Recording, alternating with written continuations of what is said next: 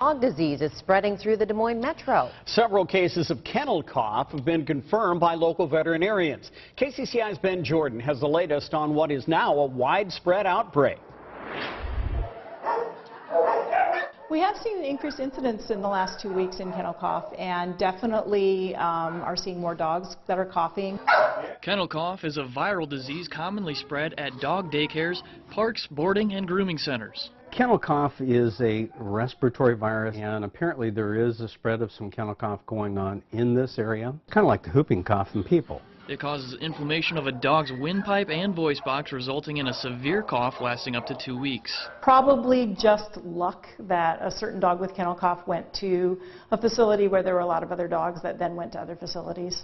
With so many places dogs interact, the best way to prevent the spread is by limiting direct dog-to-dog contact. The city's large, and there's 60 veterinary clinics or so in town, and so it's very possible that it could be on one side of the town but not on the other side of town. The Bortella vaccine can reduce the risk of getting the illness, but with so many strains, even vaccinated dogs can catch the highly contagious cough.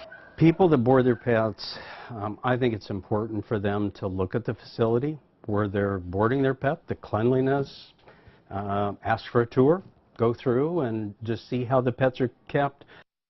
Fortunately, if your dog does get kennel cough, it isn't life-threatening, and vets say it's something you should just wait out. Hey, Ben, what are the common symptoms that dog owners should be looking out for?